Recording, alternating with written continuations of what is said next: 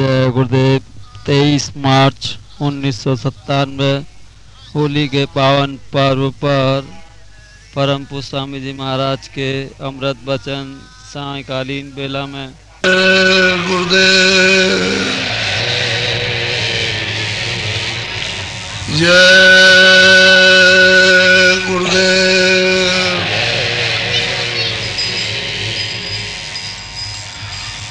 जय गुरुदेव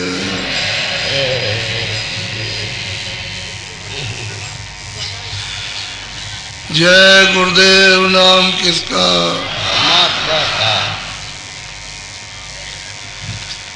जय गुरुदेव। नाम किसका?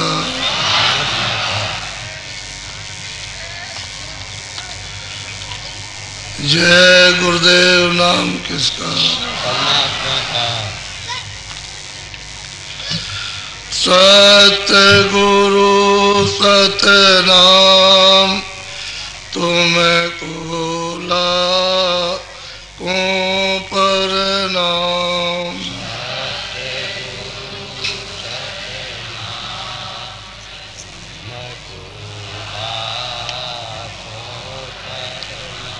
सतगुरु सतनाम तुमको लाखों प्रणाम।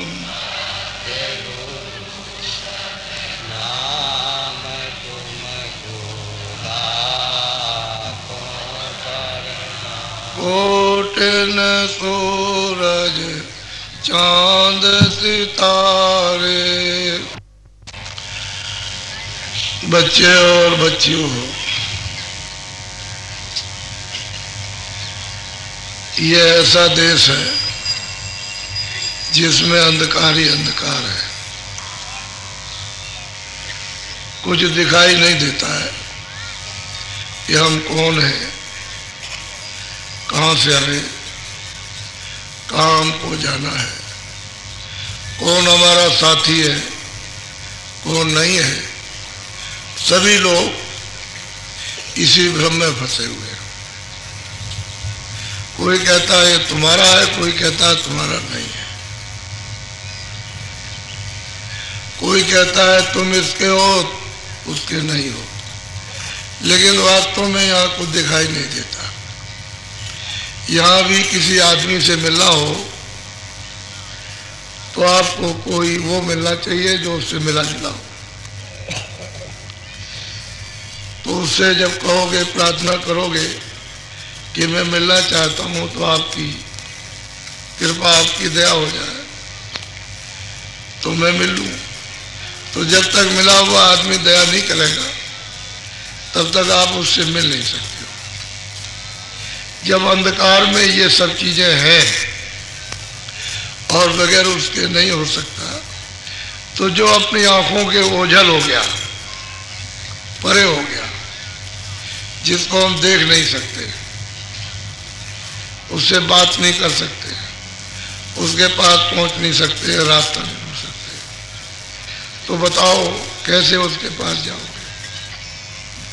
अब ब्रह्मा है, विष्णु है, शिव है, वो तो यहाँ नहीं रहते, वो तो अपने लोक में रहते हैं। तो उनके लोक में आता जाता कोई हो और तुम ये इच्छा करो कि मैं ब्रह्मा से, विष्णु से, मैं उससे मिलना चाहता हूँ, तो मिलने वाला तो चाहिए जो उससे मिला हुआ हो, आता जाता हो। वो जब आपको पता ठिकाना बताएगा कि उनके पास जाने का ये रास्ता है, इस युक्ति से, इस रास्ते से, इस भेष से, इस मंत्र से, इस नाम से, इस सड़क से तुम चलो, मैं तुमको मिला दूँ। जब वो बताया और आप चल पड़ो तो वही तो गुरु है,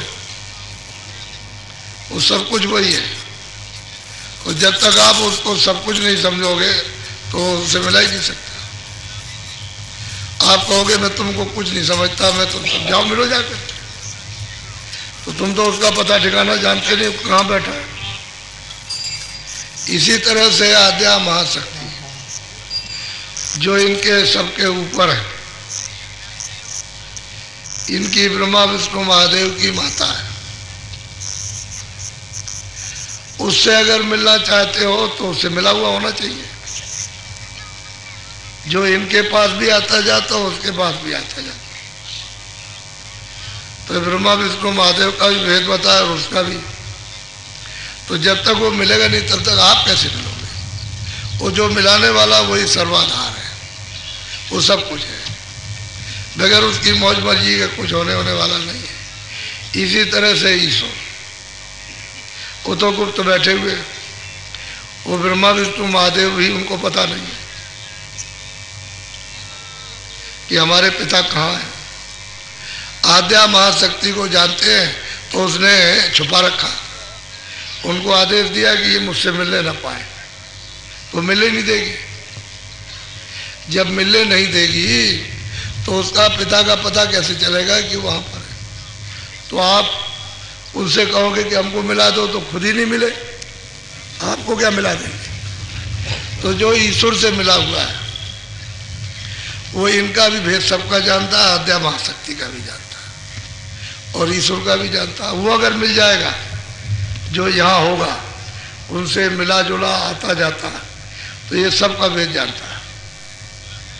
तुम कहोगे तो जिससे कहोगे उसी से मिला देगा। ईश्वर से कहो ईश्वर से, आद्या महाशक्ति को आद्या महाशक्ति, ब्रह्मा विष्णु महादेव से कहोगे तो उनसे मिला देगा। वो है सब कुछ, बगैर उसके वही है गुरु। उसके बगैर एक कदम नहीं चल सकते हो, छू करके भी। न तुमने किसी को देखा, न तुमने किसी की पूजा की, न करना आता है आपको, तो आप कैसे करोगे उसका? वो तो चेतन है। आप जिसकी पूजा करते हो जड़, तो जड़ से तो चेतन मिलेगा नहीं और कभी मिला भी नहीं। इतनी पूजा आपने कर डाली, कितने जुग जुगांतर हो गए पूजा करते, आज तक नहीं मिला और ना वो मिलेगा। तो असली बात यह है कि जो उससे मिला हुआ वो सब कुछ है। इसमें तो जो ऊपर जाता है, जो माया से मिलता है, वो माया से मिला सकता है। वो ब्रह्मा विष्णु महादेव से भी मिला देगा, आद्या महाशक्ति से भी, ईश्वर से भी मिलाएगा और उस माया से भी मिला देगा, उससे भी मिलाएगा। लेकिन जो उससे मिला नहीं होगा वो नहीं पहुंचा सकता। ऊपर में ब्रह्म है, नीचे माया, ऊपर ब्रह्म। अब वो ब्रह्म से मिला होगा तो माया से भी मिलाएगा, ईश्वर से मिलाएगा, आद्या महाशक्ति से, ब्रह्मा विष्णु महादेव स्वर्ग वैकुंठ में रहते हैं उनसे भी मिला देगा और ब्रह्म से भी मिलाएगा। वही सब कुछ है। वो जो मिला है वही सब कुछ करेगा और कोई नहीं कुछ कर सकता। और उनकी पूजा आप किसी की नहीं कर सकते हो, किसी का ध्यान नहीं कर सकते, आपको पता ही नहीं, आप उसको जानते ही नहीं। और जो किताबों में नाम लिखा है वो तो आपने कमाया नहीं, वो तो जिन्होंने कमाया था वो चले गए। आप तो निराधार हो, आपको तो जाने।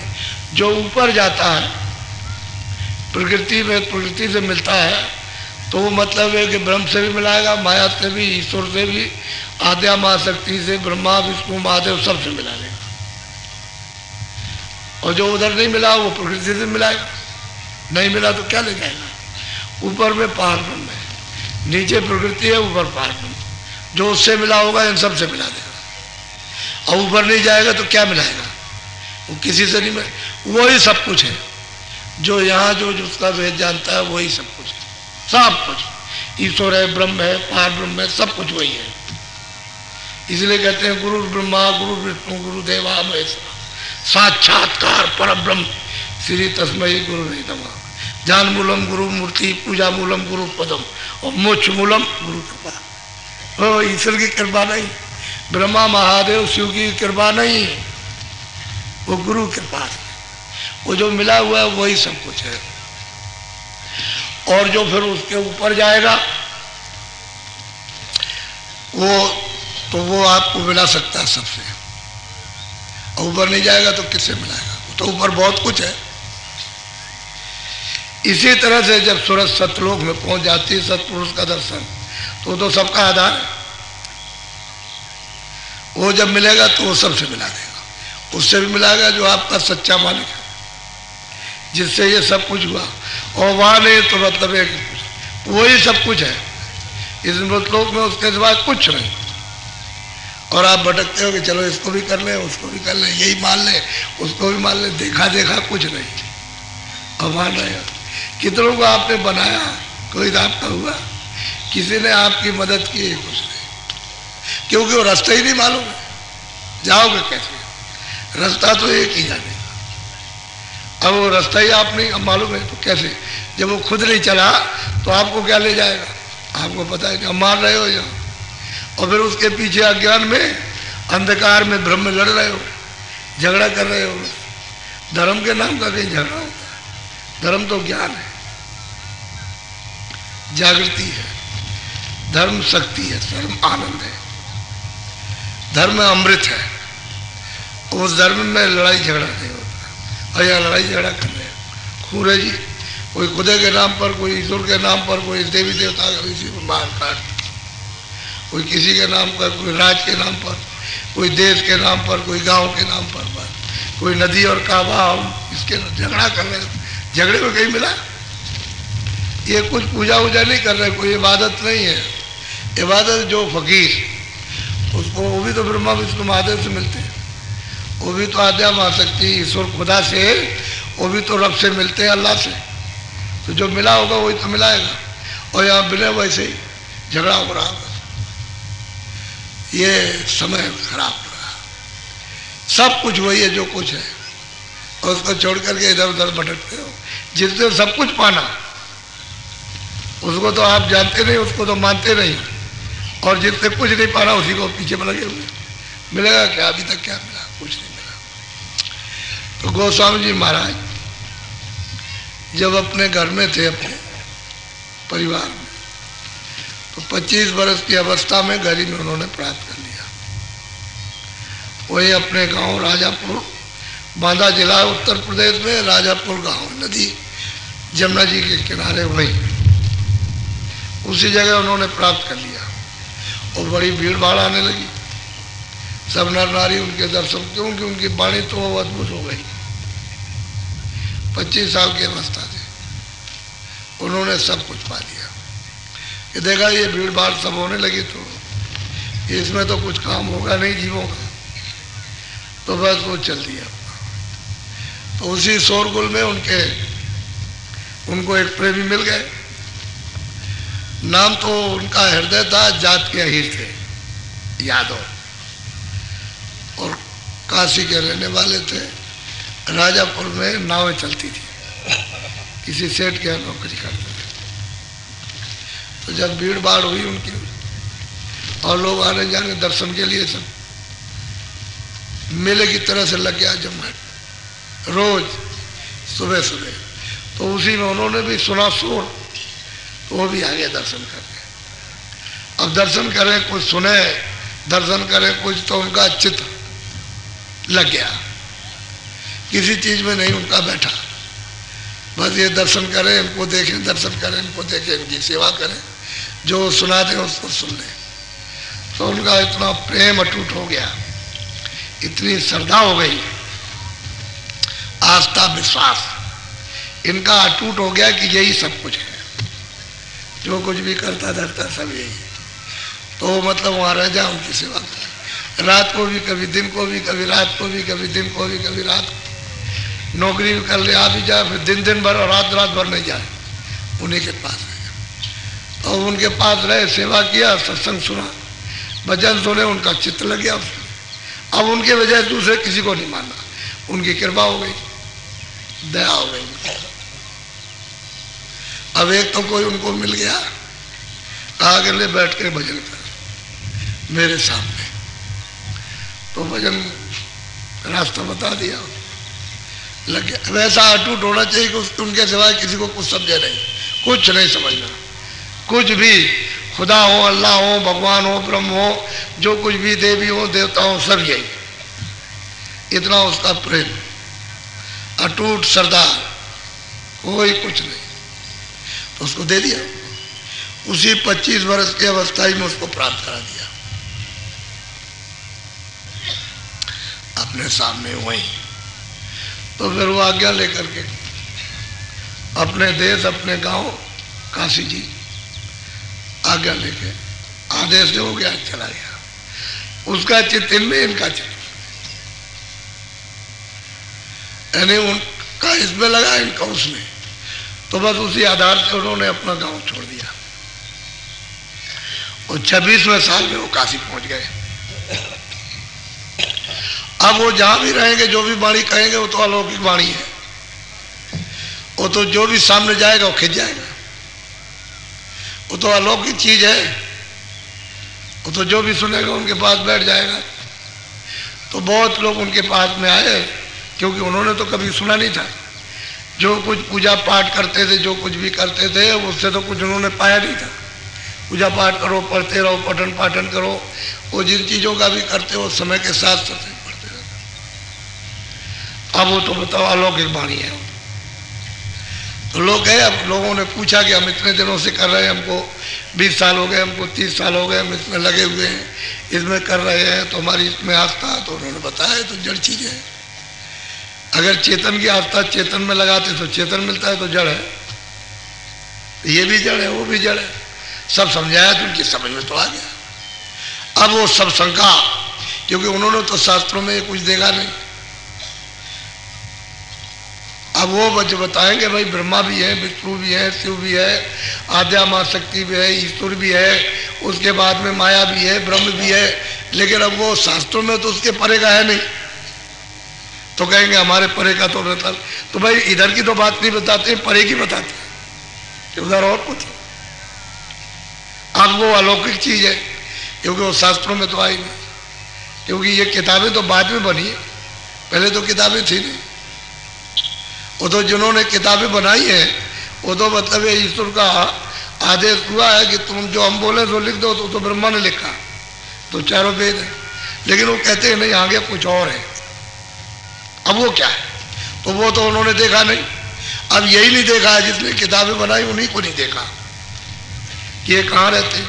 तो मतलब ये है कि जिसने आदेश दिया उनको भी नहीं देखा, तो हम क्या बताएंगे उनको। तो पूजा पाठ करते रहे, सब तरह के लोग टकराए, हर मत के, हर एक मत के। उसी 26 साल की अवस्था में टकरा गए इनसे। तो इन्होंने देखा कि चलो लोगों का भला हो जाएगा, कुछ इनका कल्याण होगा, कुछ जानकारी होगी। तो उन्होंने घटका सब भेद सब वर्णन किया, पूरा का पूरा।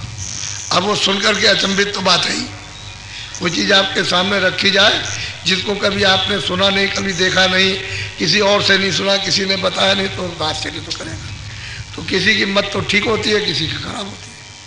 किसी की बुद्धि में समझ में आ जाता, किसी की नहीं समझ में आया, तो भ्रम में फंस गया। तो सब तरह के लोग होते हैं, तमाम तरह के स्वार्थ में फंसे रहते हैं,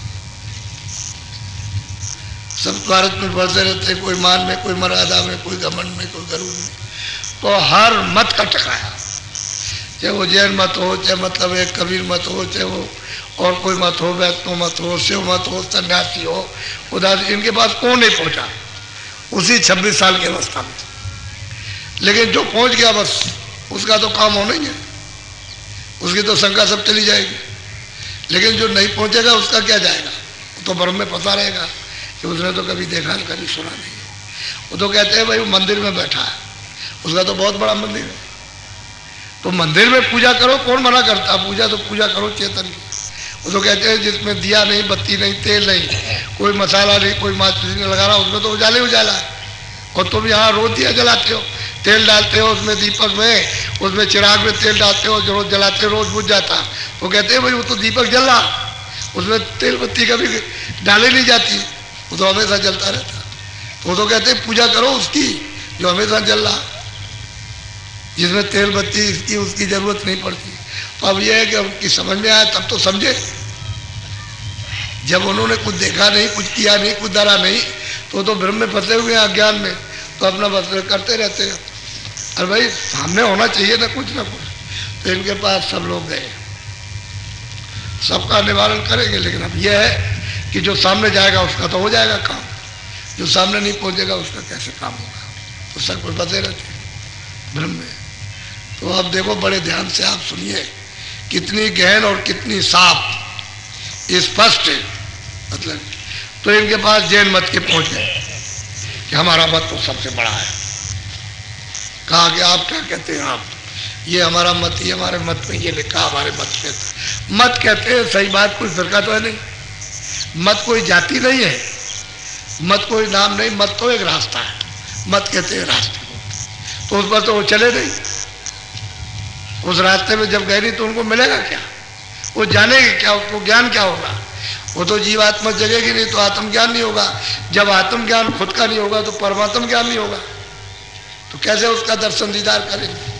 मत कहते रहा, उन्होंने मत फिरका समझा, एक गोल, आदमियों का एक गोल समझ लिया कि बस यही है, तो कहते हमारा मत सबसे ऊंचा। जो गया उन्होंने, सबने कहा हमारा मत सबसे ऊंचा। तो उन्होंने पूछा भाई, फिर उन्होंने उसका उत्तर दिया, तो फिर उनको शंका हुई उसका जवाब। तो जरा बड़ा सुनिए, थोड़ा देर तो लगेगी लेकिन आपकी समझ में चीज आएगी। 26वें साल में उपदेश कर रहे हैं, बोलो 26 साल कोई उम्र होती है? अब गरीब में रह करके उन्होंने प्राप्त कर लिया, बोलो। कर्मा धर्मा वेद बताई, वे विधि तुम्हारे शास्त्र गा। कहते कर्मा धर्मा ये दो जैन मत के थे, गए साधु, इनसे जाके पूछा कि आपने जो कुछ भी बताया है तो हमारी तो बुद्धि चक्रित हो गई, हमारी बुद्धि बिल्कुल एकदम खत्म हो गई। आप ये क्या कह रहे हैं, इसमें क्या है? हम वो तो मतलब बता रहे हो, समझा रहे हो, तो उनकी समझ में आया। भाई तुम कहते हो कि भाई मिलेगा, तो मरने के बाद तुमने देखा है? जब तुम जिंदा में नहीं देख पाते हो तो बाद मरने के तुम कहते हो कि वो मिलेगा, वो तो तुमने देखा उसको कि कोई उससे मिला है? उससे पूछ रहे कि जो तुम कर रहे हो तुमने देखा जिंदा में, और मरने के बाद कहते हो तुम भगवान के पास तुम पहुंच जाओगे तीर्थंकर के पास में, तो तुमने देखा उसको? अब वो तो मतलब ये देखा तो है नहीं उन्होंने, अब कहते चले आए उन्होंने तो प्राप्त किया हो, उन्होंने तो निर्वाण पद प्राप्त किया था, ईश्वर को पाया था, लेकिन इन्होंने तो कुछ नहीं किया, खाली किताब में लिखा हुआ। तो किताब से तो पहुंच नहीं जाओगे, किताबें तो सबके यहाँ लिखी रखी है, उससे क्या पहुंच गए?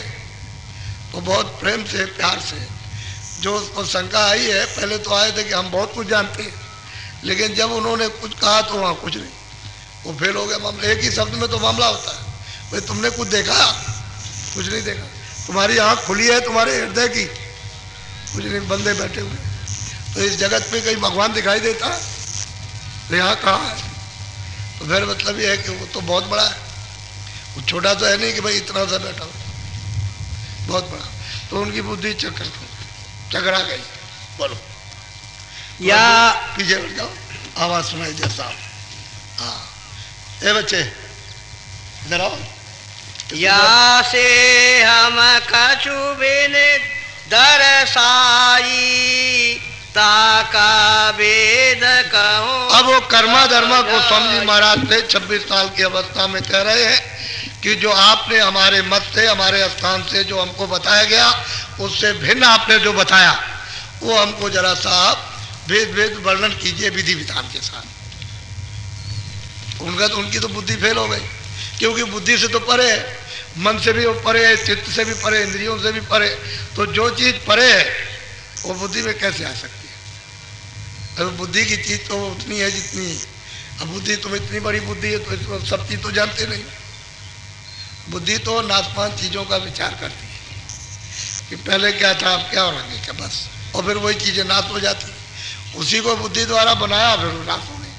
तो कहते हैं कि जो आपने परे बताया वो क्या, वो आप विधि विधान से भाग कर वर्णन करके सही सही, ताकि हमारा भ्रम, हम तो चकरा गए, बुद्धि काम नहीं कर रही, तो वो हमको बताइए। तो बहुत प्यार से समझा रहे, बोलो। तुम्हारे मत की पूछो बाता, ताकि प्रथम करो व्याख्याता। तुम अपने मत का पूछ लो, मैं उसके लिए व्याख्या वर्णन कर दूं। पहले तो तुम अपने मत की पूछो कि तुम्हारा मत क्या है, जिसको तुम जानते हो, तो मैं उसके बारे में कुछ कह दूं कि जो तुमने जाना वो पहले तुम बताओ। तो पूछते हैं, बोलो। ये बात कहीं बाकी कर्मा कहो या आदि की सा। कहते हैं कि जो आपने जो कुछ वर्णन किया, जो परे कहा, तो आज में अब वो कहते हैं कि तुम ये बताओ कि आज में क्या था। अब उनको मालूम हो, उन्होंने कुछ देखा हो तब तो बताएं। अब वो कर्म धर्म जैन मत के जो उन्होंने अपना पढ़ते हैं बुद्धि से, बस वो मतलब यह है कि और उनको तो कुछ मालूम कुछ है नहीं है। भाई कोई साधु कमाई वाले मिलते तो कुछ बताते, कमाई वाला तो वहाँ कोई है नहीं, बस सब विधि विधि बतलावे सो सब भेद भाव दर्शा। कहते हैं इसकी विधि आप सब कुछ बताइए, समझाइए, और जिससे कि हमको ये पता चले। अब वो कहते हैं कि आप सब वर्णन कीजिए तो हमको मालूम होगा, हम तो कुछ जानते नहीं, हमको तो कुछ पता है नहीं, हम तो चक्रित हो गए, हमारी समझ में नहीं आया। हमने जो कुछ भी अभी 20 साल 25 साल जो कुछ किया उससे तो हमको कुछ मिला नहीं, और आप जो भिन्न कह रहे हो तो हमारी तो बुद्धि काम ही नहीं कर रही। तो ये सब ठीक ठीक हमको समझाइए जिससे हमको पता लगे। बोलो। हम जोई पूछ पूछ विधि बानी सो सो सब सब कहो बखानी। कहा कि जो जो हमने पूछा है, वो धर्मा कर्मा दोनों कह रहे हैं कि जो जो हमने चीज पूछी है वो विधि विधान के साथ में उसको वर्णन कीजिए, उसको बता दीजिए कि परे क्या है। बोलो। कर्मा धर्मायो कही बोले वेद हमार सबे तुम को। अब वो दोनों ये बोले, कह लगे आपने हमारा सब भेद तो खोल दिया, आप हमारा सब भेद जानते हैं, आप हमने ये भी कुछ नहीं जाना और आपको ये सब भेद मालूम आपको। तो वो तो देख रहे हैं आंखों से, इसलिए वर्णन कर रहे हैं, इन्होंने तो देखा नहीं। ये तो लकीर के फकीर है, एक मत एक फिरका एक जाति बना रखी, ये हम इस जात के, हम इस जात के, हम इस जात के, हम इस जात के। कोई कहता है हम ये है, कोई कहता है हम ये, कोई ये, इसी फिरके में जाति में बंध गए। तो जाति तो एक अंधकार है, और खुदा की तरफ से, भगवान की तरफ से तो कोई जाति बनी नहीं। वो तो आपने अपनी सुविधा के लिए जो भी कुछ जाति का नाम रखा आपने रखा, उसने तो कोई नाम रखा, उसने तो बेनाम आपका पैदा किया। अब आप अपनी सुविधा के लिए जो चाहो, ये मकान है, ये चीज़ है, ये ऐसा है, ये गोल है, ये टेढ़ा है, पेड़ा, उसका तो नाम आप रखो अपनी सुविधा के लिए, लेकिन उसने तो कोई नाम नहीं रखा, वो बेनाम का। तो आपने हमारा सब कुछ भेद बताया, तो अब ये आपको अब समझाइए ताकि अब हमारी समझ में आ जाए कि हम तो कुछ नहीं जानते, हमने तो कुछ पाया भी नहीं, और हम तो उसमें फंसे पड़े हुए। बोलो। शास्त्र हमारे जो विधि गाई सो तुलसी तुम भाग। अब वो कहते हैं कर्मा धर्मा गोस्वामी जी से कि जो हमारे शास्त्रों में लिखा वो आपने तो सब वर्णन कर दिया, ये सब आपने बताया, और उससे जो हमने क्रिया की है, जो उपासना की है, जो पूजा की है, उससे तो हमको कुछ मिला नहीं, कुछ नहीं मिला। आपने तो सब हमारा भेद बता दिया, और हम ही से पूछ रहे हो भाई तुमने कुछ पाया? कहते हो कि मरने के बाद मिलता है, तुमने जिंदा नहीं पाया, अभी तुम बैठे हुए हो, तुम्हारे बाप दादे और तुम्हारे बुजुर्ग और कहाँ चले गए उसको तुमने नहीं देखा। तो ये बताओ, मतलब ये है कि तुम मरने के बाद क्या तुम देखोगे जब तुमने जिंदा भी नहीं देखा। बहुत प्रेम से सब विधि विधान से उनको बताया। तो कहते हैं महाराज अब हमको तो मालूम, विश्वास हो गया, अब वो वर्णन कीजिए जिससे काम बने। बोलो। या सो बिन हम कहा बतावा बेन बेन सब तुम दर्शा। कहते हैं अब मैं क्या बताऊं, आपने तो हमारा सब भेद जो कुछ भी था भिन्न भिन्न करके अलग अलग बता दिया। हमारी तो बुद्धि जब ही चक्कर आ गई और ये समझ लगे तो हमने तो कुछ पाया नहीं, हमने कुछ किया भी नहीं। अब मालूम हो रहा आपके कहने से, बताने से पता चला नहीं, हम तो इसी में फंसे हुए थे। आपने सब कुछ हमारा बताया, अब वो बताइए जिससे हमारा छुटकारा हो। हमने कुछ नहीं किया जीवन में, सब जीवन बेकार और व्यर्थ चला गया। तो अब अलौकिक बाणी और जो भी जाएगा उसकी तो समझ में आ ही जाएगा। बोलो। कर्मा धर्मायो विधि बोला बोध हमारी खाई जक जो। कहते हैं कर्मा धर्मा ये दोनों बोले, कह लगे महाराज मेरी बुद्धि तो बिल्कुल हिडोल कर रही है, झकझोर हो रही है, उसमें कुछ रहा ही नहीं। कुछ सोची करने की बात ही नहीं रह गई इसके सामने। जो आपने बताया है वो तो मेरी बुद्धि तो अब काम नहीं कर रही कुछ सोचने का। अब दया कीजिए, कृपा कीजिए, बोलो। तुलसी तुम तो यगम बखाना, नहीं शास्त्र नहीं जान। अब वही कर्म धर्म कहते हैं कि हमारे शास्त्रों में या अन्य शास्त्रों में जो आपने वर्णन किया वो कुछ नहीं उन्होंने जाना, उसमें कुछ है नहीं जो आपने वर्णन किया।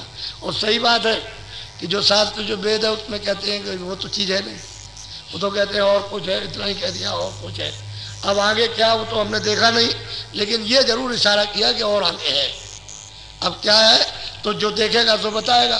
तो कहते हैं कि भाई सब शास्त्रों का निचोड़ कि और कुछ है और कुछ है और कुछ है, वो जो आपने वर्णन किया वो हमारे शास्त्रों में तो है नहीं, हमने तो उसको न पढ़ा न सुना, और आपने कुछ और ही वर्णन किया।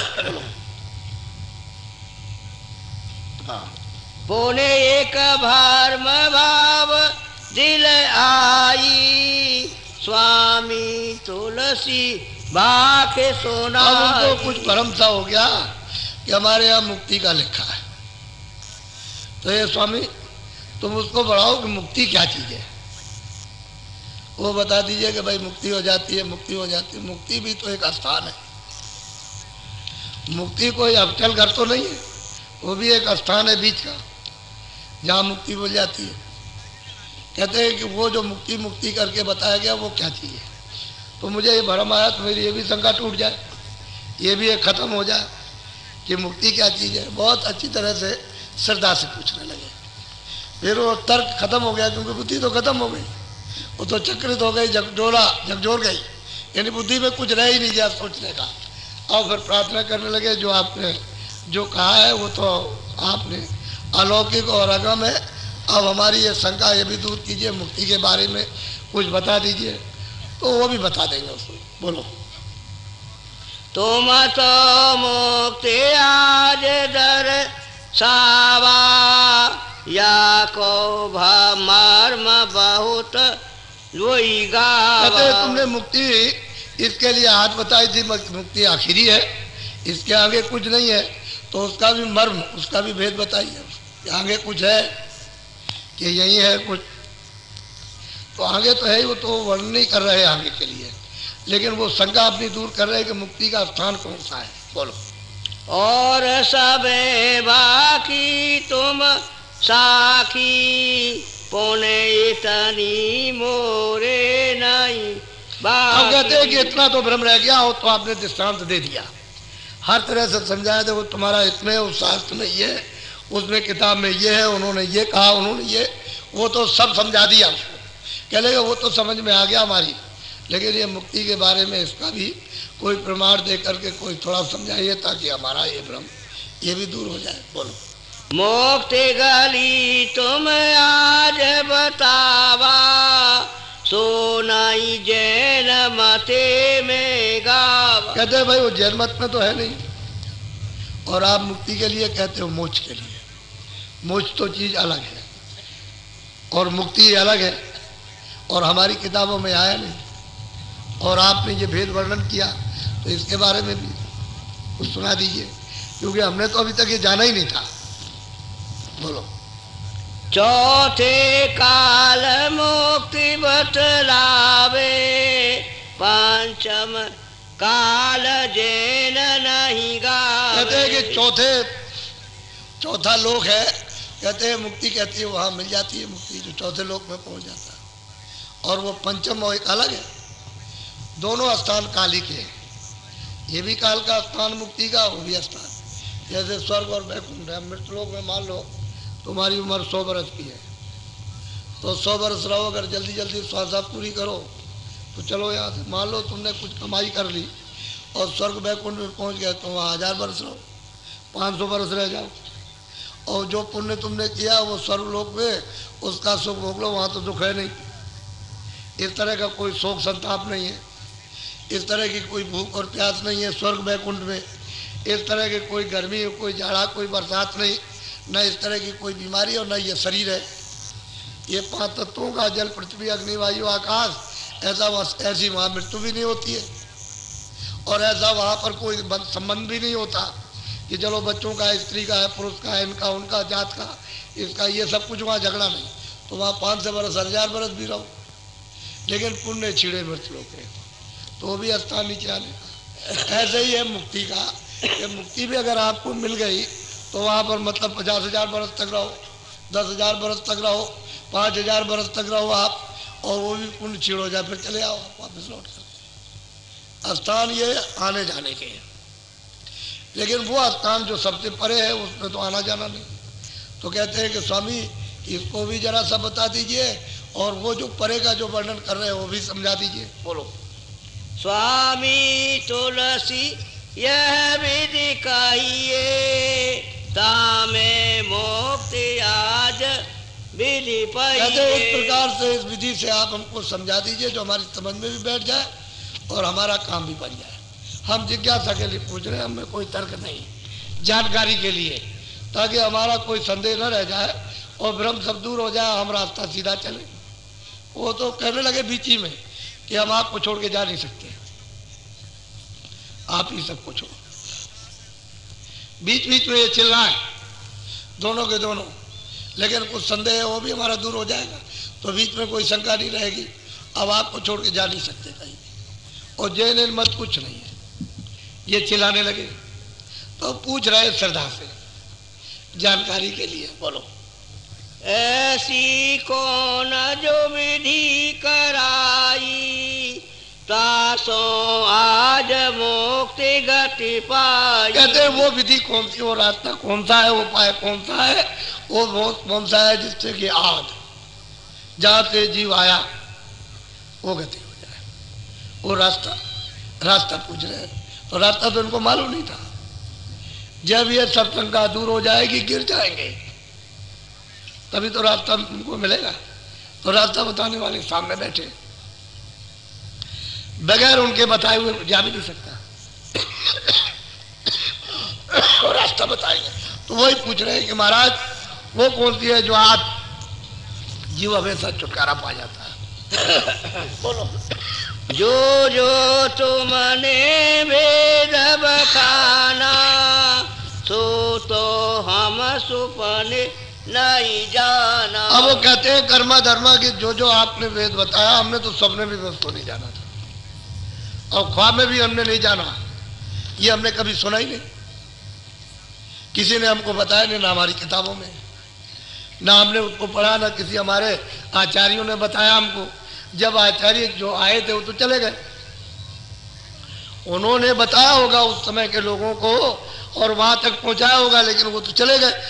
पीछे से आपका एक मत बन गया, एक फिरका बन गया, एक जात बन गई, एक समूह बन गया आपका, तो उसमें तो मिलने वाला है नहीं, वो तो रास्ता तो भटक गए सब, क्योंकि वो लोग तो चले गए, पीछे नई जनरेशन आई तो उसने एक जाति बना लिया, एक फिरका बना लिया, नाम रख लिया कि हम इस जात के, हम जैन मत के, हम मुसलमान हैं, हम सुन्नी हैं, हम सिया हैं, हम ये हैं, हम वैष्णव हैं, हम सन्यासी हैं।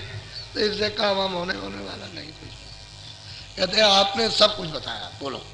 जो जो शास्त्र कहे पुराना, सो तुम मुख में करी बखाना। कहते हैं जो जो शास्त्रों ने कहा वो भी आपने सब बताया, और जो शास्त्रों ने कहा वो भी आपने बताया, वो सब वर्णन किया, जिससे कि वो कहीं भ्रम में न फंस जाए कि भाई हमारे शास्त्रों में नहीं था, आपने वो नहीं कहा।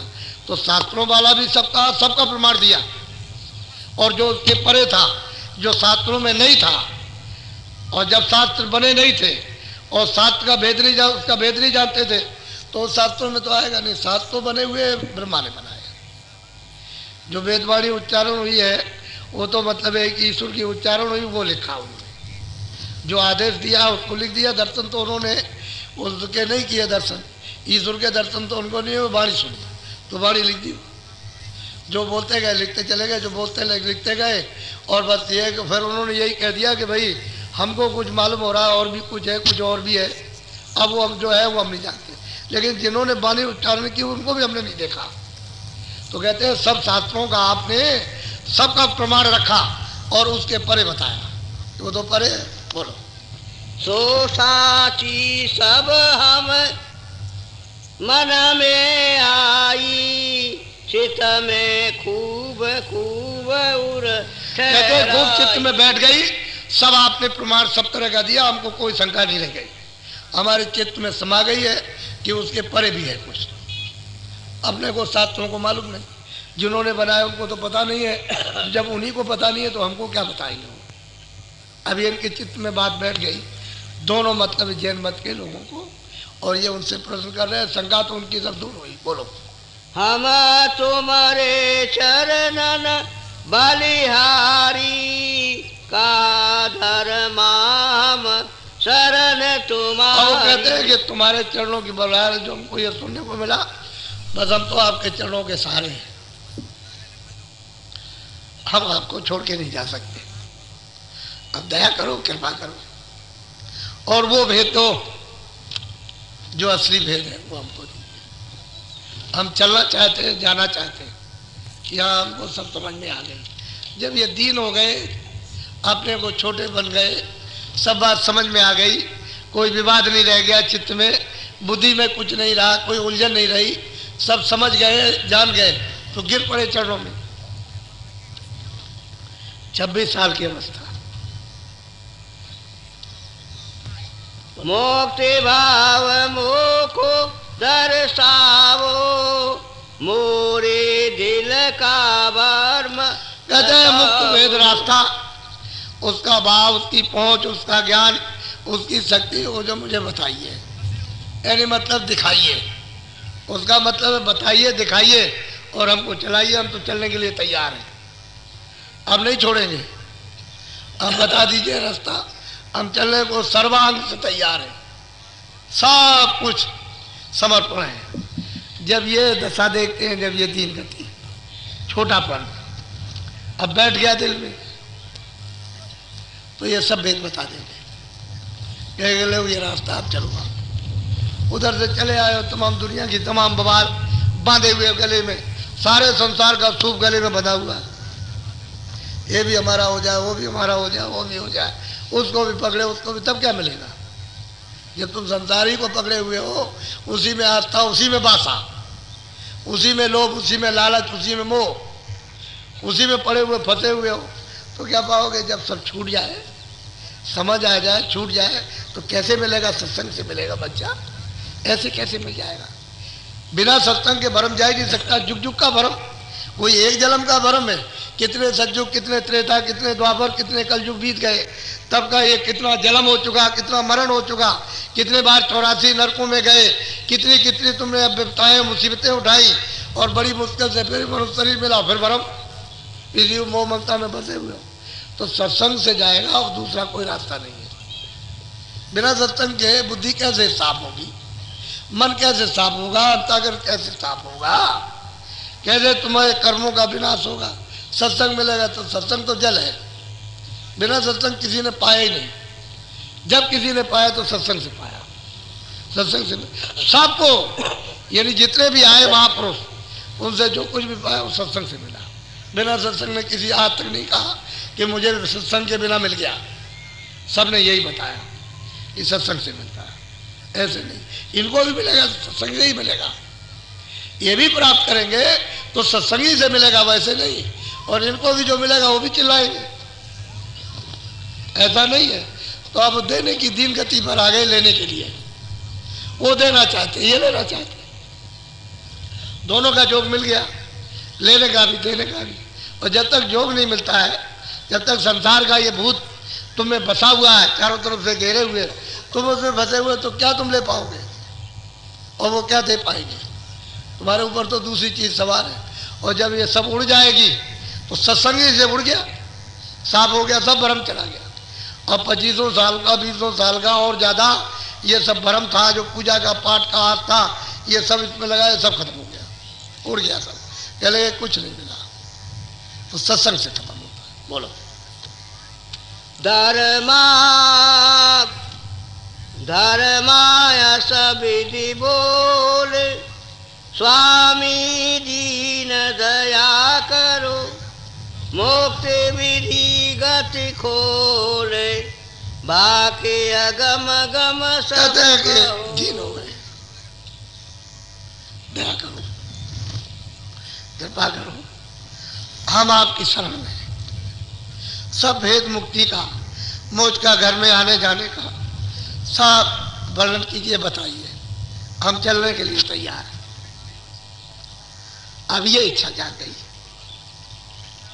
जब प्यास लगती है मालिक के दीदार करने के लिए तो इसीलिए आता ही है। वो तो ये चाहता ही है कि कोई लेने वाला, कोई चलने वाला वो मिल जाए और उसको रास्ता दे दे, ले चले और वो चला चले।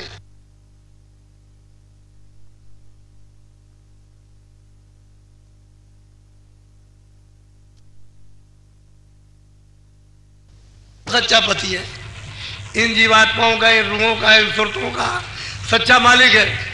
बिना उसके पाए हुए कहीं बीच में विश्राम होगा? कितने लोगों को आपने, कितनों के बने, कितनों को बनाया, लेकिन अभी तक कुछ नहीं हो पाया जब तक वो सच्चा नहीं। तो दीन गति आ गए, सब भेद खोलिए, रास्ता बताइए, चलने के लिए तैयार है और हम चलेंगे। अब तो ये सब कुछ देख लेंगे। जब पक गए, बिल्कुल लेने के लिए तैयार हो गए कि अब ये रख सकते हैं इस वस्तु को, तो दे देंगे। वो तो देने के लिए आते हैं। बोलो।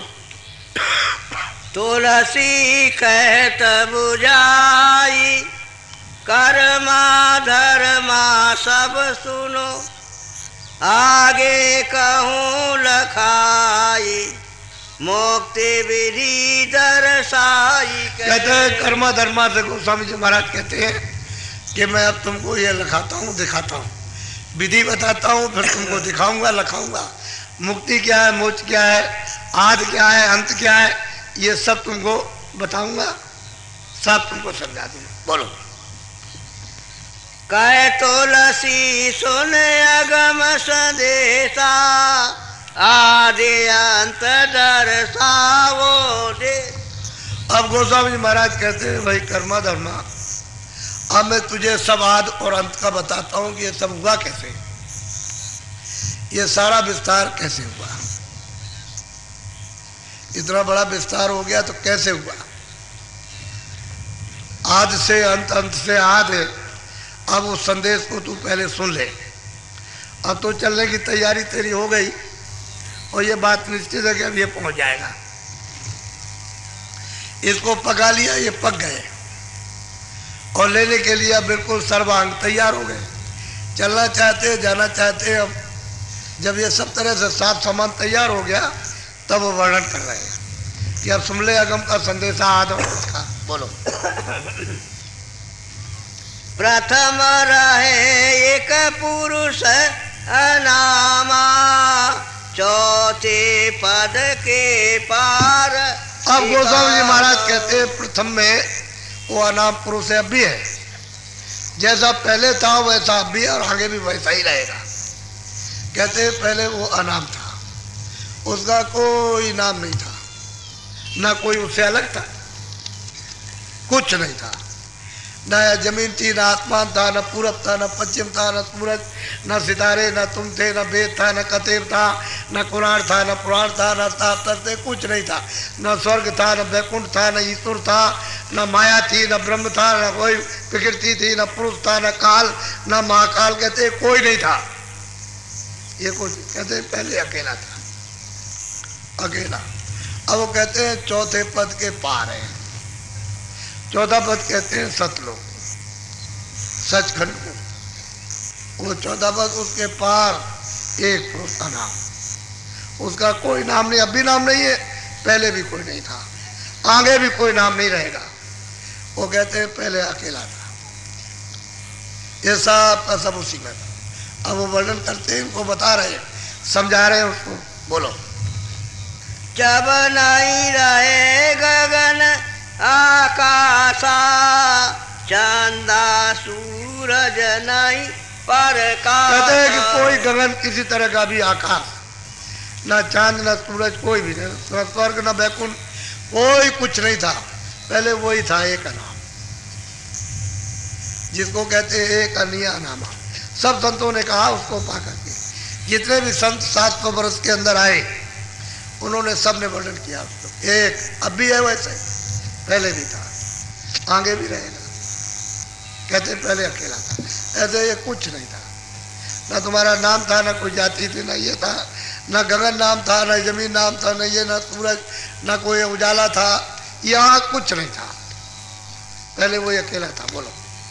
पिंड ब्रह्मांड लोक नहीं होई और आलोक विधि नहीं सोई। कहते हैं ना पिंड था, ना ब्रह्मांड था, न ये था, न स्वर्ग था, न ब्रह्मांड था, न पार ब्रह्मांड था, कुछ नहीं था।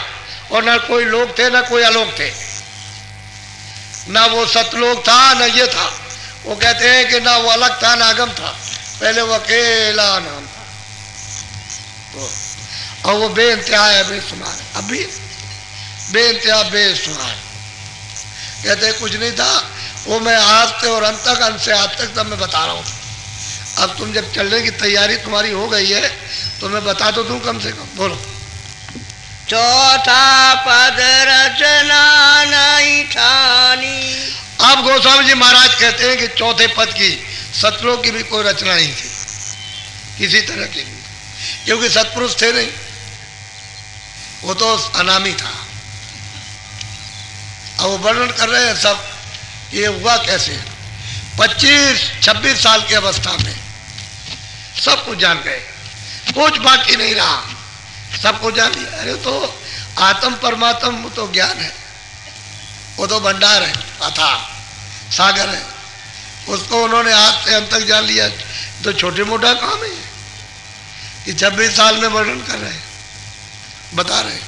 वो तो मतलब है काशी चले गए, शुरुआत हो गई उनकी। बोलो।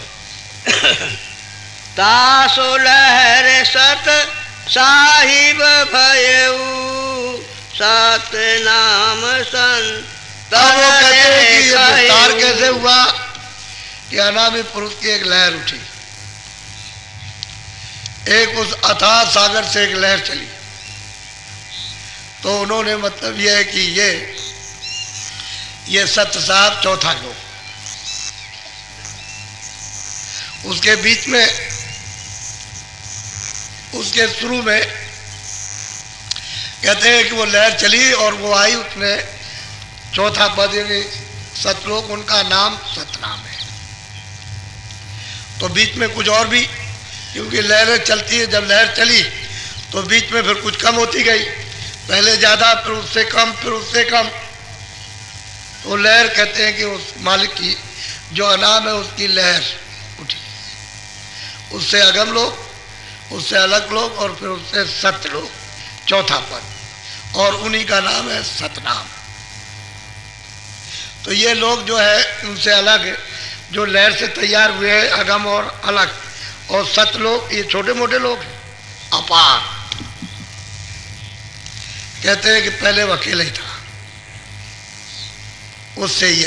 अब वो 26 साल की अवस्था में वर्णन कर रहे हैं, सब कितना बड़ा विस्तार बता रहे हैं।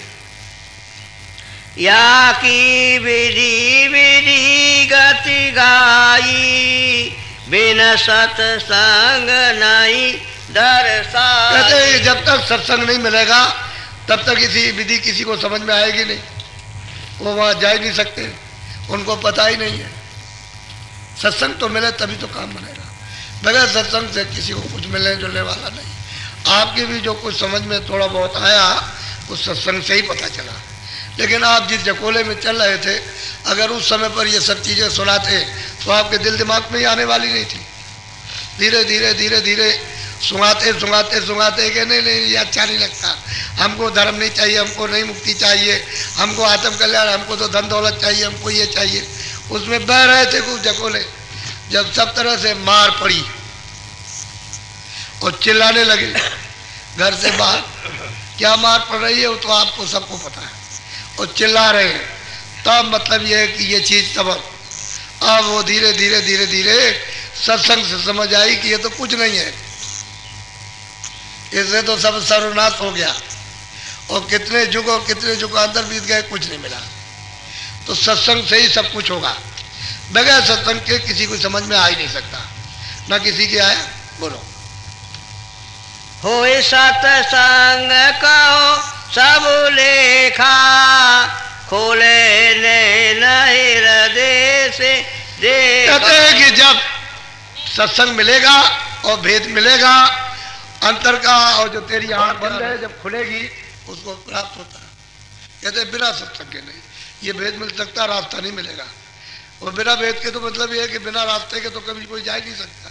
और जब वो महात्मा कृपा करे, रास्ता दे, भेद दे, उसकी युक्ति दे, उसका नाम दे, मतलब ये उसका स्थान बताए, तभी तो चलेगा, नहीं चल कैसे सकता।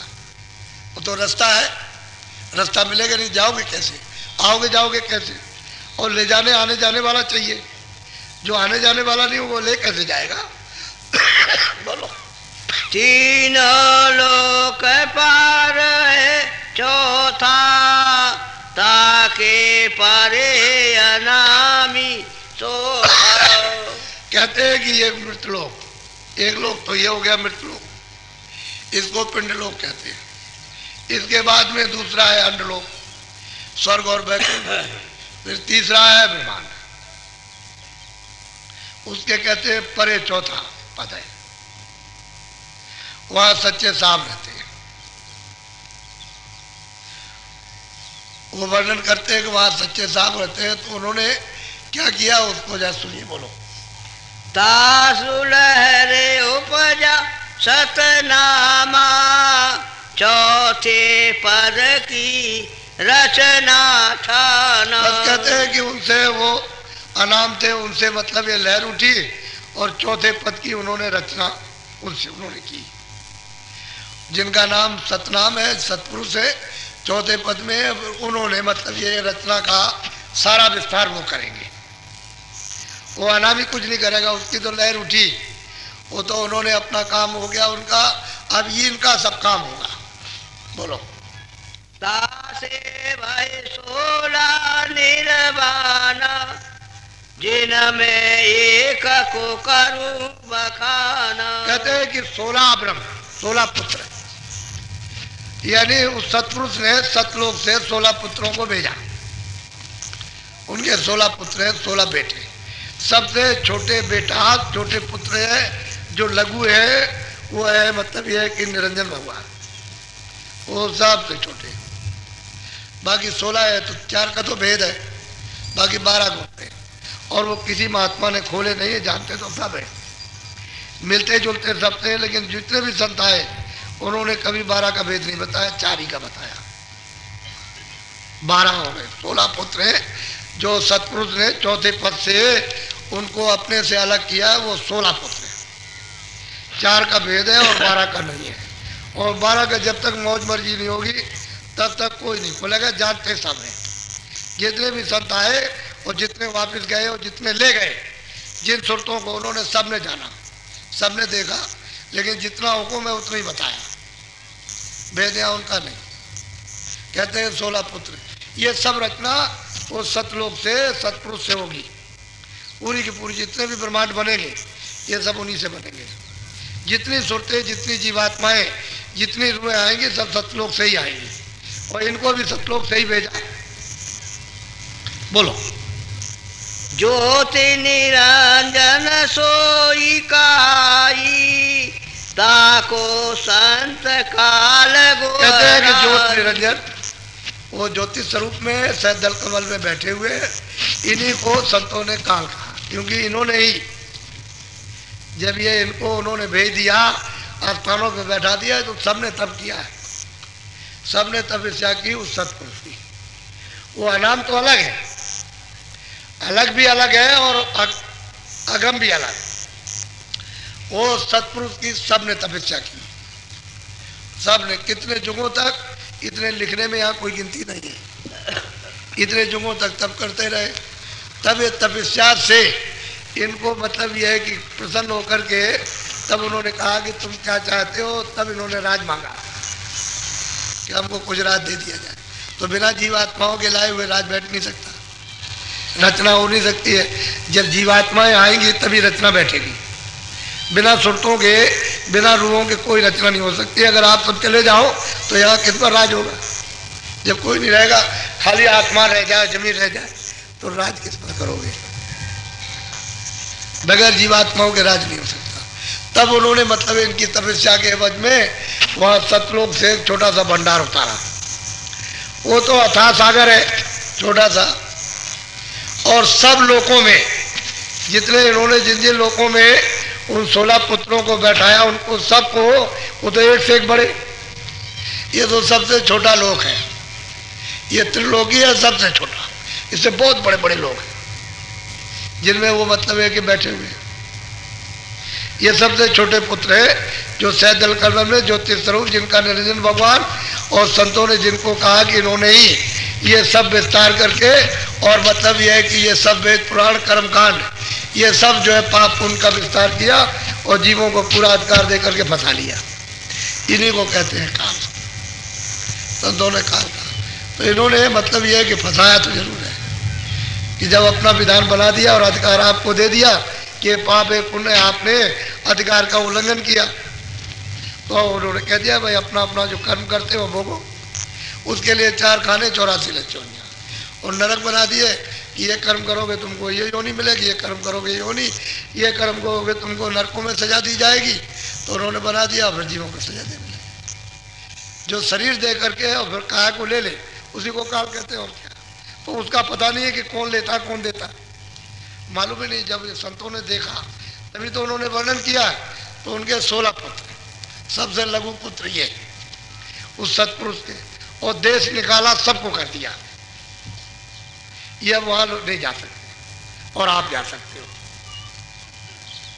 ये वहां नहीं जा सकते, देश निकाला। तो जब कभी नहीं जाएंगे मतलब ये है कि, और आप चले जाओगे, आपको तो माफी का दर्जा रखा, लेकिन ये नहीं जा सकते वहां, इनको निकाल के बाहर कर दिया। तो असल में बिना संतों के इस भेद को कौन जानेगा। अब यह है कि पढ़ते रहो लिखते रहो। तो जो कमाई करते थे वो तो इन्होंने किसी किसी ने देखा, तो जितना देखा उतना ही तो बताएंगे, आगे नहीं देखा तो क्या बताएंगे। तो संत तो जैसे जैसे रचना हुई है वो सब कुछ देखते, सब कुछ वर्णन करते, तो अनाम पद में पहुंचे। वहां से सब मालूम होता है कि रचना कैसे हुई, किस तरह से रचना हुई है, आदि से अंत, अंत से आद तक। अब ये यहाँ तक आई और यहाँ से वापस कैसे समाप्त हो गई, वो उन्होंने सब कुछ जाना। और बिना संतों के कोई संत को पहचान भी नहीं सकता, जान भी नहीं सकता। अब वो सब कुछ उनको बता रहे, इस निशाने पे ले आए, इनको पहुंचा देंगे उसी 26 साल की अवस्था ही में इनको पहुंचाएंगे। ऐसा तैयार हो जाए सब कुछ करने के लिए, सर्वांग से तो क्या नहीं मिल सकता, क्या देर लगेगा। लेकिन ये संसार रूपी सूप बांधे रहोगे तो छोटे छेद में कैसे जाओगे, वो तो बहुत बारीक छेद है। सुई का उससे करोड़ों यानी हिस्सा छोटा, उसमें कैसे प्रवेश होगे। जब ये सब छोड़ दो, उतार दो, फेंक दो इसको, तो उसमें चले जाओ आप। फिर वही दरवाजा बड़ा बड़ा दरवाजा हो जाए जिसमें सब कुछ चले जाओ ऐसे, लेकिन वो तो बहुत छोटा कर दिया उसको, तभी तो जीवों को बता लिया सबको। तो वर्णन कर रहे हैं, बोलो। 10 अवतार जाई के तीनों ब्रह्मा विष्णु महेश। कहते हैं जो 10 अवतार सब में हुए, मुसलमानों में भी आए, इनमें भी आए, सब में आए, कहते वो इन्हीं के अवतार है। और ब्रह्मा विष्णु महादेव इन्हीं के पैदा किए हुए। ये जो 3 लोग के नायक हैं, ये निरंजन भगवान इन्हीं के पैदा किए हुए इनको। और 10 अवतार वो तो बहुत परे, वो तो 10 अवतारों से बहुत परे, वहां 10 अवतार जा नहीं सकते, उनको पता ही नहीं उनको। ये तो 10 अवतार नीचे से आए, तो अब इनको ऊपर का क्या भेद मालूम। वो तो उनका संदेशा लेकर के आए इस मनुष्य रूपी मंदिर में, और जो उन्होंने काम किया ये वो सब करने के बाद वापस लौट गए, वो तो उसका भेद तो जानते नहीं, तो कैसे आप बता सकेंगे। तो ये वर्णन नहीं कर सकते। तो जो आते जाते हैं, जो आद से और अंत, अंत से आद, वही इसको बता सकते हैं वो सब। और 700 बरस के पहले नहीं थे संतों का आना, 700 बरस के अंदर हुआ, पहले नहीं था। इसलिए उन किताबों में ये जिक्र आपको मिलेगा नहीं। जब ये संदेश नहीं मिलेगा तो आप जान क्या सकोगे। ये तो आपको बुलावे में मुकालते में डाल दिया और बंधे पड़े हुए उसी में, बात बंधे हुए वाक्यान। यार भाई तुमको वो भी तो मिलना चाहिए, जो पद वर्णन किया वही नहीं मिल रहा। न स्वर्ग जा रहे हो, न वैकुंठ में जा रहे हो, न वैष्ठ में जा रहे हो, न ईश्वर पद पर, न ब्रह्म पद पर। तो जब यही नहीं आपको मिलेगा तो मरने के बाद मिलेगा क्या। तो परे कैसे जा सकते हो, बिना सत्संग के नहीं होगा। सत्संग से ही रास्ता मिलेगा, उन्हीं से कृपा मिलेगी, दया मिलेगी, भेद खुलेगा, जानकर कर्म से ही भरम जाएगा। बिना सत्संग के भरम नहीं जा सकता। भूल भरम ये जुग जुग की चली आ रही, बिना सत्संग के नहीं जाएगी। सत्संग मिल जाएगा तो चला जाएगा। अब धीरे धीरे धीरे धीरे धीरे धीरे आप कुछ जागृति होने लगी, आप समझने लगे। बोलो। जिन्होंने भाका वेद विचारा, जग में फैला काल पसारा। कहते भाई जिन्होंने वेद वर्णन किया है, जो लिखा है, वो तो एक कानून है, एक विधान है, उसको लिख दिया और सबको सुना दिया कि भाई विधान बन गया और तुमको अधिकार दिया जाता है। ये पाप पुण्य, उसके अलग अलग खंड बना दिए। ये पाप इसका, ये पाप इतना, ये पाप इतना, ये पुण्य इतना, ये पुण्य इतना, ये छोटा पुण्य, ये बड़ा पुण्य, ये और बड़ा पुण्य।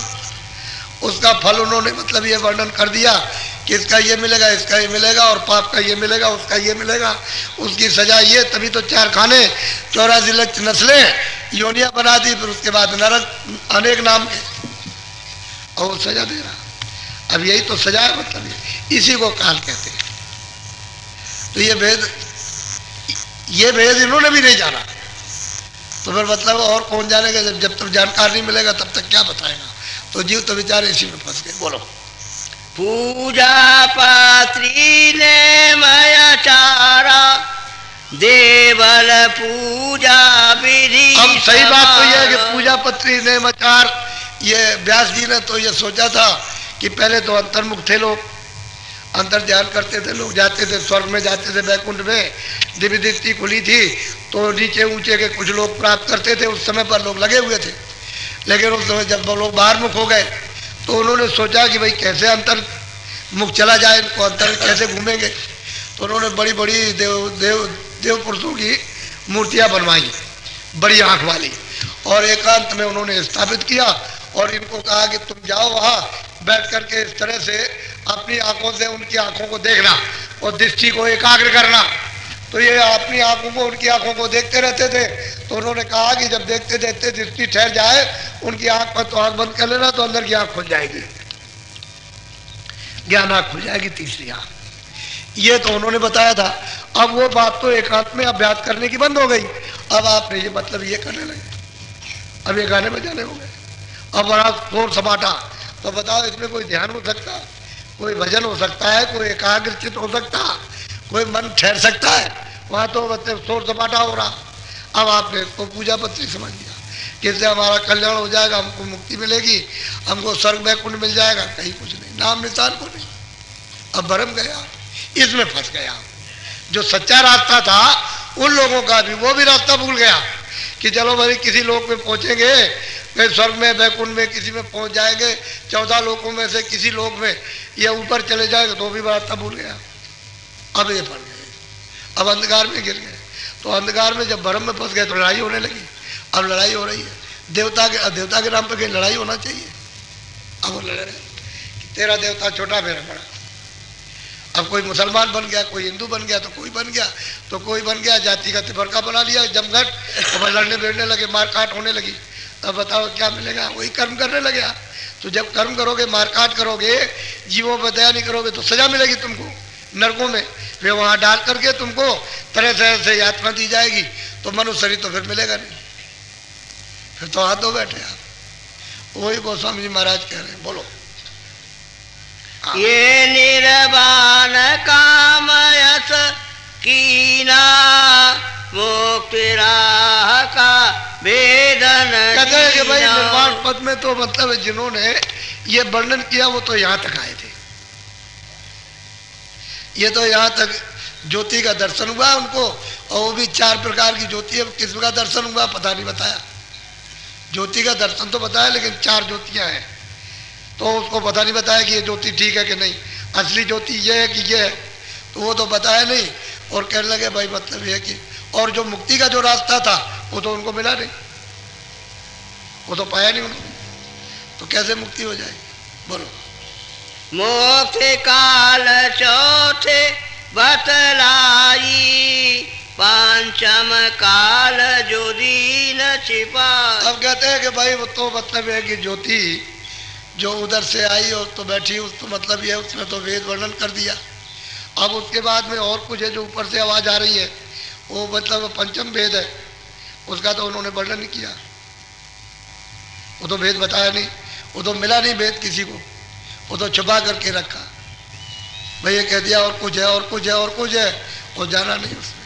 तो अब कैसे कोई बताएगा मुक्ति कहाँ मिलेगी, मुक्ति किस पद में होगी, वो भी नहीं बताया रास्ता। वो तो घर बात छोड़ दीजिए, वो तो कितनी दूर घर है और कितना लंबा, कितने खरबों योजन जाना है, वो तो अलग बात है। अब ये इसी को नहीं जान पाया तो क्या जानेंगे, बोलो। शास्त्र अस पुण्य कीन पूरा ना, धर्म चलाई जीव उर्जाना। भाई उन्होंने तो वर्णन कर दिया। उस वक्त तो जब लोग जगे हुए आए थे तो कुछ उन्होंने बताया था, बाद में लोग आए वो तो कुछ जानते नहीं थे, बस वो लकीर के फकीर हुए, वो धर्म चलाया, बस उलझ गए, फंस गए। अब कोई मिले तब तो बताए रास्ता कि भाई ये तो तुम्हारा धर्म नहीं है, धर्म तो कुछ और है, ये तो तुम्हारा अधर्म है, तुम तो जा रहे हो चारों खानों में जा रहे हो, उधर नरकों की तरफ में, फिर लौट के कभी आओगे नहीं, मनुष्य शरीर फिर कभी मिलेगा नहीं। अभी तो दरवाजे पे बैठ गए तो कुछ अपना अपने आत्म धर्म तो कुछ समझ लो। ये तो इंद्रियों का धर्म वो भी नहीं जान रहे कि इंद्रियों को भी शुद्ध काम करना चाहिए, तो वो भी नहीं जानते, वो इंद्रियों से आप शुद्ध काम लेते हो, उलझ गए, फंस गए। बोलो। सोई काल सब जाल बिछाई, सात पुरुष की रान पा। कहते हैं बस जब चाल बिछा दिया काल भगवान ने तो सतपुरुष का रास्ता भूल गए जी। सबके सब आए तो थे उस समय तो जानते थे, लेकिन जब कर्मों में फंसा दिया और जाल बिछा दिया, इसमें उलझ गए तो रास्ता भूल गए। अब रास्ता भूल गए तो ये जाने नहीं देंगे, क्योंकि आपने यहाँ का बोझा लाद रखा है, कहेंगे हमारा बोझा पहले दो। वो बोझा तुम अदा नहीं कर सकते हो तो अदा नहीं कर सकते हो तो भोगो। जब मुजरा नहीं दे सकते हो, बदला नहीं दे सकते हो, उसका कर्जा ब्याज नहीं चुका सकते हो, तो चलो योनि में, और वहाँ देव चल गया तो योनियों में जाना पड़ेगा, चारों खानों में, योनियों में जल में ना, नरक में जाना पड़ेगा, तो बचोगे कैसे। तो जाल बिछा दिया, इसमें उलझा दिया, आप बंधे पड़े हुए। बिना सत्संग के छूटे जीव कैसे, सत्संग मिलेगा नहीं। और ऐसे महात्माओं को कोई पहचान परख भी नहीं पाता कि भाई कौन महात्मा कौन नहीं। बोलो। सात पुरुष का भेद लिया हरा, जावा संत करे दर। कहते हैं सतपुरुष का भेद तो न्यारा है अलग। कहते हैं वो तो संती उस दरबार में वो दरबार करते हैं, बाकी तो कोई जाता नहीं वहाँ, बिना संतों के वहाँ कोई जा नहीं सकता। और संत आपको मिले कैसे, कैसे आप पहचान सकते हो, बुद्धि के परे। तुम आँख से पहचान नहीं सकते हो, बुद्धि से समझ नहीं सकते हो, तो कैसे जानोगे। वो जब सत्संग मिलेगा तभी मिलेगा, बगैर सत्संग के किसी को नहीं मिला। किसी ने नहीं कहा कि बगैर सत्संग के हमको मिल गया, जिस किसी ने कहा सत्संग से मिला, और जब महात्मा मिल गए तो मिला, वो ऐसे नहीं मिला, क्योंकि उसने रास्ता ही बंद कर रखा कि बिना उनके नहीं मिल सकते। जो आता जाता होगा उन्हीं से तो मिलेगा हो, और उनको आपने कुछ समझा नहीं। संतों को आप समझ लेते कि यही आए, सत्पुरुष आए और इन्हीं से काम होगा, जैसे इन लोगों ने समझ लिया कि आप ही सब कुछ हो, जो कुछ भी करता धरता हो सब आप ही हो, हम आपके बगैर हम किसी ने कुछ नहीं जानते, तब इनको मिला। बोलो। धर्मा कर्मा चक्रत भयऊ, ये तो अगम गाई गति कहे। कहते हैं जब वो चक्रित हो गए, इससे भी चक्रित हो गए। कहते हैं तो इन्होंने अगम गत गाई और ये हमारे मत की एक एक बात करके हमको समझा दी, और अब कुछ नहीं रह गया, और अब तो मतलब ये है कि तो अब ये शरणागति हो जाएंगे। बोलो। बिन सतसंगति पावे नाई, तुलसी कहे सबे गोस्वामी महाराज कहते हैं कि भाई जिस किसी को भी मिलेगा, बिना सत्संग के किसी को मिला नहीं और किसी को मिलेगा नहीं। जब किसी को मिलेगा तो सत्संग से मिलेगा, और किसी नहीं पाया। और खुद अपनी बात कह रहे हैं कि मुझे भी सत्संग से ही मिला। मैं भी जब बचपन में था तो अंदर इच्छा करता था संत मिल जाए, उनके साथ साथ उनके लार लार उनकी सेवा करूं, उनके दर्शन करूं, उनके वचन सुनूं, ये भाव अंदर जाता, तो उनको मिल गए। तब वो कह रहे हैं कि बिना सत्संग के नहीं मिल सकता, और छोटी सी उम्र में पा गए। 25 साल में तो हाथ से अंत तक अपना काम पूरा कर लिया, और 26वें साल ये उपदेश शुरू हो गया। बोलो। तुलसी तात विचारे, संत भेद न्यारा कहूँ, सो पाऊँ से वही द्वार, अगम सार ते लखी पर। कहते हैं कि भाई संत भेद न्यारा है, अलग है इसका, बिना संतों के इसको कोई पा भी नहीं सकता है। और वो बात मैं तुझको बताता हूँ कि किस तरह से तू अपने घर में वापस लौट के जाएगा, घर में कैसे पहुँचेगा। ये तो जीव उस घर से आए हैं, जब तक वहाँ नहीं पहुँच जाएंगे तब तक इनको विश्राम कभी मिल नहीं सकता। वो तो अखंड देश है, अब चले, कभी खंडित होता नहीं, कभी बदलता नहीं, वो तो एक रस है। तो बिना संतों के कैसे कोई पाएगा, बोलो। मुक्ति कहो निर्वार, संत चरण लागी रहे। अब गोस्वामी जी महाराज कहते हैं कि मुक्ति क्या चीज है। कहते हैं संतों के चरणों में लगी रहती है। मुक्ति तो वो चीज है, मुक्ति कोई बड़ी चीज नहीं है, मुक्ति तो बहुत सहज है। इधर उत्तराखंड में जा रहे थे शिव जी पार्वती को साथ लेकर के, तो न सामने कोई जानवर था, न कोई पेड़ था, न कोई पंछी था, न कोई देवालय, न कोई मकान था, न कोई झोपड़ी, चौड़ा मैदान था। बस शंकर जी वहाँ पर एकदम सीधे लेट गए, साष्टांग लेट गए, ये माथा रख दिया, पैर हाथ आगे किए, पैर पीछे, और सीना जमीन पर रगड़ने लगे और रोने लगे। तो पार्वती को ये संदेह हो गया, ये क्या बात हो गई, न कोई पंछी है, न कोई आदमी है, न कोई जानवर है, न कोई देवालय है, न कोई मकान है, कोई चीज़ सामने नहीं, और ये लेट गए साष्टांग और सीना रगड़ करके रो रहे, आंखों से अश्रुधारा बह रही। तो जब वो उठ के बैठ गए तो उन्होंने हाथ जोड़ के पूछा कि भगवान, आपने इस जमीन को प्रणाम जो किया, तो कोई देवालय तो है नहीं, या कोई पशु पंछी नहीं है, कोई होता कि आपने उसको प्रणाम किया, और आप रो क्यों रहे। तो उन्होंने कहा कि अरे पार्वती, तुम नहीं जानती हो, इस भूमि पर 10,000 बरस पहले यानी संत निवास कर गए।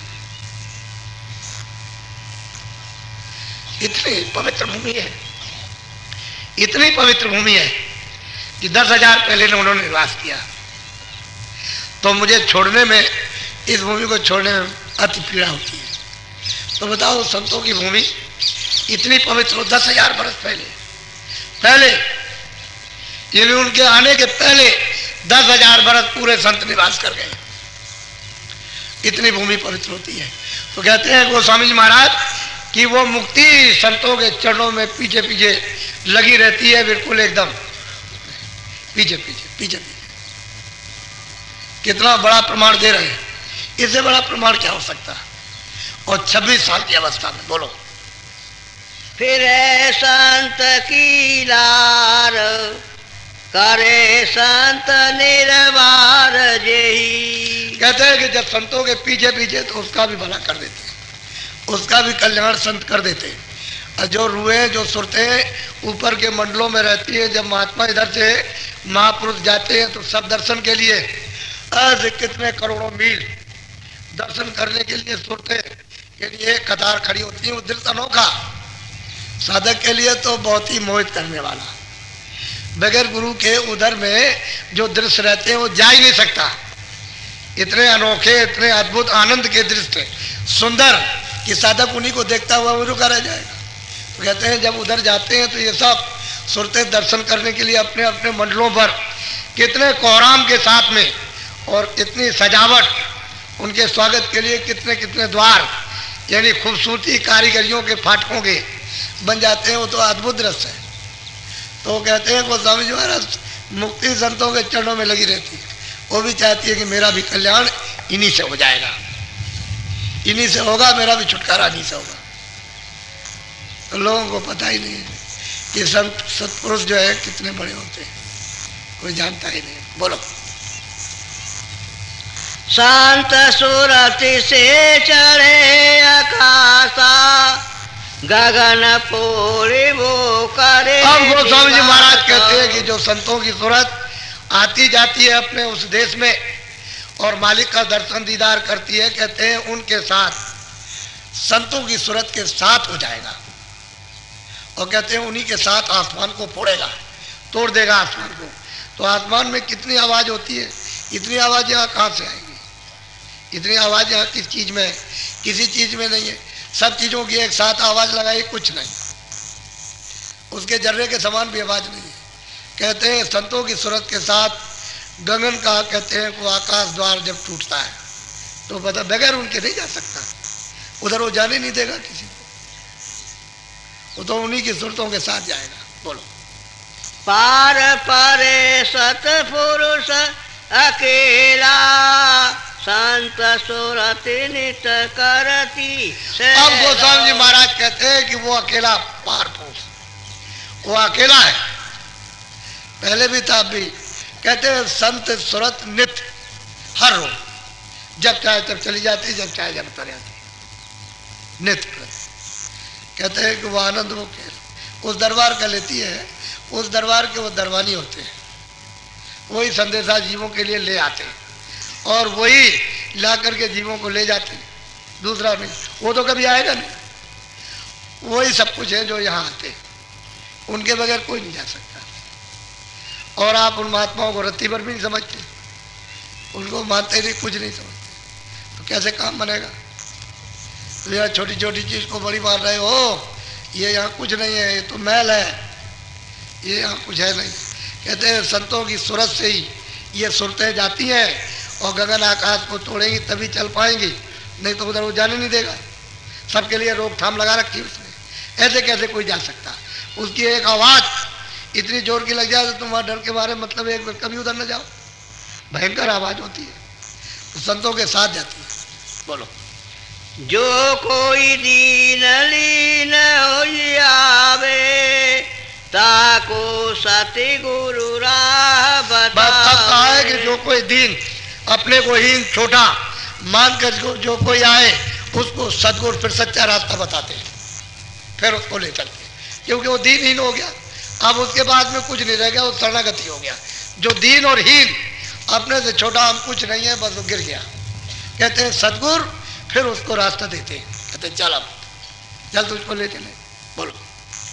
मुक्ति कहूँ समझाई, संत चरण डोलत फिरे, सो आदरे न ताई, पाई लगन लाग। कहते हैं कि वो भाई मुक्ति क्या चीज, उसका तो वहां उनके दरबार में तो कोई आदर है नहीं, चरणों में लगी रहती है मुक्ति। कहते हैं वो भी कहती है कि हमारा भला हो जाए, कल्याण हो जाए, वो भी ये चाहती है, लेकिन वहाँ उनके दरबार में कोई उसका आदर नहीं है, वो तो खुद ही चाहती है कि मेरा छुटकारा हो जाए।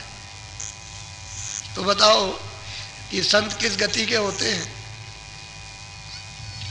किसी को कैसे पता चल सकेगा? जब ये दीन उन होकर के आकर के गिर गए, चरणों में गिर गए, तो रास्ता बता दिया आप, तब वो कहते हैं तब हमने इनको रास्ता बताया।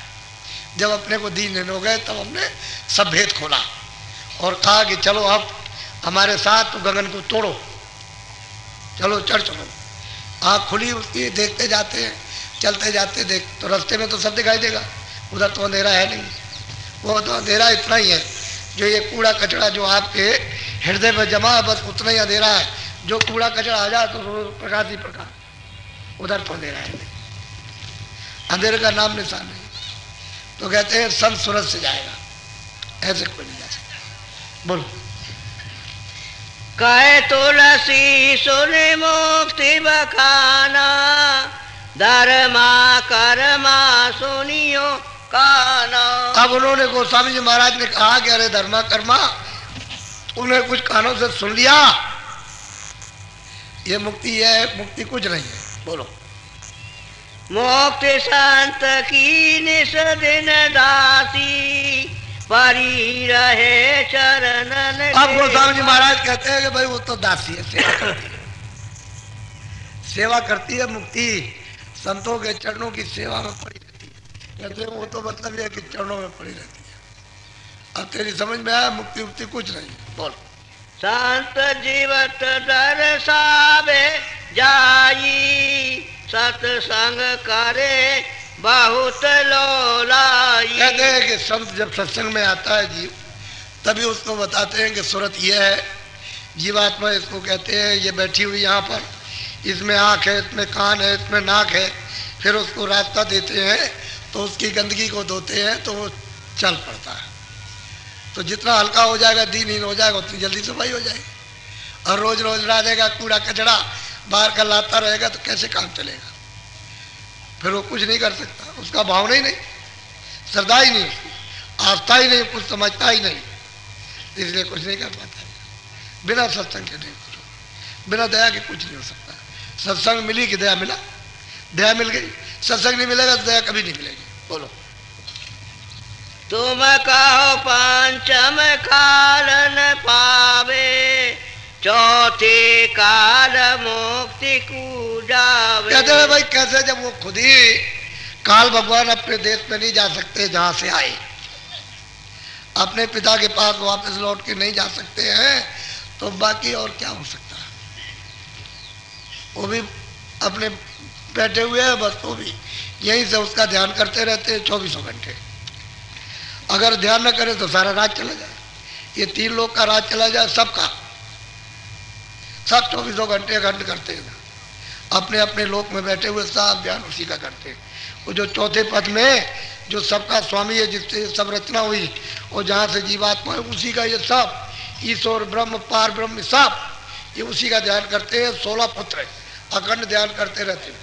और वहाँ पर उन मंडलों में जो सुरतें भेजी गई खचाखच, यहाँ तो मालूम होता है कि दूर दूर है, लेकिन वहाँ खचाखच सुरतें भरी हुई थी। और वैसे जरा सा भंडार मिला। अरे भाई वो तो जरा सा, इतना सा, वो तो अथाह सागर है, उसमें से जरा सा लोटा, 2 लोटे घड़े 2 घड़े दे दिया बस, और क्या। वो सुरतों का खजाना दे दिया, वो तो अपार है, उसमें से क्या फर्क पड़ेगा। लेकिन वहां ये पता चलता है खचाखच सब भरा हुआ है। बोलो। अब तुम सुनियो चित लगाई, तुम्हारे शास्त्र संग लखाई। कहते हैं भाई तुम चित्त लगा के देखो कि जो तुम किताबों में पढ़ते हो अपने शास्त्रों में, वो भी तो नहीं दिखाया, उसका भी भेद तुमको तो नहीं मिला, उसका भी तो दर्शन नहीं हुआ, वहां तक नहीं पहुंचे, तो फिर आगे क्या करोगे मरने के बाद? बहुत प्यार से समझा रहे। बोलो। महावीर तीर्थंकर कहिया, बरस 18 ते भैया। बोलो। जे तुम कहो मुक्ति को गए, मुक्ति पाई तीर्थंकर भय। कहते तुम कहते हो भाई मुक्ति को गए, मुक्ति पाकर तीर्थंकर हो गए, तो ये तो फिर नहीं बना, मालिक का तो दर्शन नहीं हुआ। अपने घर में तो वापस गए नहीं लौट करके, कोई बीच में लटक गए, क्योंकि उनको आगे का भेद तो मालूम नहीं रहा, तो कैसे जाएंगे वहां? वो तो जीवों को ऐसा फंसाया है, घेर लिया है कि रास्ता उन्होंने जाने का बंद कर दिया। बिना संतों के कोई उधर जा नहीं सकता। बोलो। सोन को तीर्थंकर कहिया, पंचम काल मुक्ति कस भैया। अब ये बताओ कि जब कोई बताता नहीं है तो मुक्ति उनको कैसे मिली? अब वो मुक्ति कैसे मिल गई? आपने देखा उनको मिली मुक्ति? कोई नहीं बताता। अब कोई बताए तब तो समझ में आए, नहीं तो बताया क्या? जब जानेगा देखेगा तब तो कहेगा, तो देखा ही नहीं किसी। और आप कहते हो उनको मिल गया, उनको मिल गया, वहाँ पहुँच गए, वहाँ पहुँच गए। तो किसी से पूछे भाई राम किस लोक में, तो क्या जब नहीं देखा तो क्या बताओगे? कहाँ ब्रह्मा है, कहाँ विष्णु है, उनका किस लोक में कौन सा रूप है, तो जब नहीं देखा है तो क्या बताओगे आप? किताबों में कुछ है नहीं, किताब में तो इशारा है और आपने देखा नहीं, और कहते हो कि मतलब है कि राम है, कृष्ण है, और ये है वो जो है उसको जानते ही नहीं। बोलो। अपनी भूल न बूझो भाई, मुक्ति भाई सो कहूँ सुना। कहते हैं कि जब भूल तुम में पड़ गई तो अपनी भूल पूछना चाहिए कि ये कहाँ कहाँ रहते हैं, तो बताया जाए। तो तुम अपनी भूल तो कोई पूछते नहीं हो, और भूल सब में पड़ गई। सब भूलते चले आ रहे हैं, सब भूलते चले जा रहे हैं, पता ही नहीं चलता कौन क्या कहाँ जाएगा, कहाँ से आया। बोलो। आज मुक्ति तत्काल ही पावे, संत चरण में जो लोला। कहते हैं भाई वास्तव में अगर आपको पाना है तो संत जब मिल जाएंगे उनके चरणों में लो लगाओ तभी हो सकता है, दूसरा कोई रास्ता नहीं। बोलो। अब इन्होंने क्या प्राप्त किया है वो बताएंगे, तो कल हो जाएगा। इन्होंने जो प्राप्त किया कर्मा धर्मा ने, जब इन्होंने बताया, उन्होंने जब किया, तब ये बताएंगे कि मुझको क्या मिला, तब ये कहेंगे। तो कैसे कृपा और कैसे दया होती है महापुरुषों की, धीरे धीरे। आपको 5-6 महीनों से लगातार चारों तरफ सत्संग मिल रहा, कोई संसारी कोई बात कुछ नहीं। हमने सबको दिशा दी, सब लोगों को, और सबसे कहा कि सब लोग होशियार हो जाओ और इस दिशा को सब चलो चलो, तो तुम्हारा सुधार हो सकता है। और दिशा विहीन हो जाओगे तो कोई किसी का सुधार नहीं होगा। तो हमको अब कुछ कहने की ज़रूरत नहीं है। अब तो हमको आपको कुछ जल्दी जल्दी जल्दी जल्दी कुछ सत्संग सुना देना, जिससे कुछ भला हो जाए। नहीं तो फिर ये शरीर है, ये तो शरीर है, पता नहीं आपका कब पूरा हो जाए। ये भी तो मेरा किराए का मकान है, मेरा तो अपना है नहीं।